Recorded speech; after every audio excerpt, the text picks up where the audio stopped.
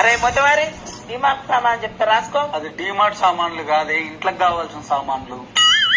7 మంది అన్న తల్లికి ఒక పిల్ల తల్లి అంతా తిక్క నేర్పిందట. చూసుకొని రాయి పంచంటే ఇలా ఉండాలి. చెప్పు. జీలకర్ర ఎంత? గింత గింత.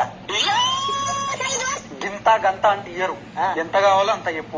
ఓ షటాకేసుకో, ఓ షటాకేసుకో. ఎన్ని గ్రాములు కావాలో అన్ని గ్రాములు చెప్పు. ఓ 50 కిలోలు వేసుకో. నువ్వేమన్నా దుకాణం పెడుతున్నావే, అవి కిలోలు కాదు గ్రాములు. అదే వేసుకో. నెక్స్ట్ ఆవాలు ఎంత? అవి అద్దపావు వేసుకో, అవి అద్దపావు వేసుకో. అద్దపావు అంటే గింత. గంత కాదు గింత వేసుకో, గంత కాదు గింత వేసుకో. మళ్ళీ పంచి గింతనేలే, ఎన్ని గ్రాములో చెప్పు. 100 గ్రాములు వేసుకో. అట్లా చెప్పు. తర్వాత టాయిలెట్ టాయిలెట్ పోయరాపు. టాయిలెట్ కాదురా, దోమలు వస్తే చచ్చిపోతాయి చూడు గది. అది టాయిలెట్ కాదు, ఆల్ అవుట్. ఇంకా ఒక లిప్టిక్ దే. నువ్వెప్పటి నుంచి లిప్స్టిక్ పెట్టుకుంటున్నావే? వాషింగ్ మిషన్ వేసి లిప్టిక్.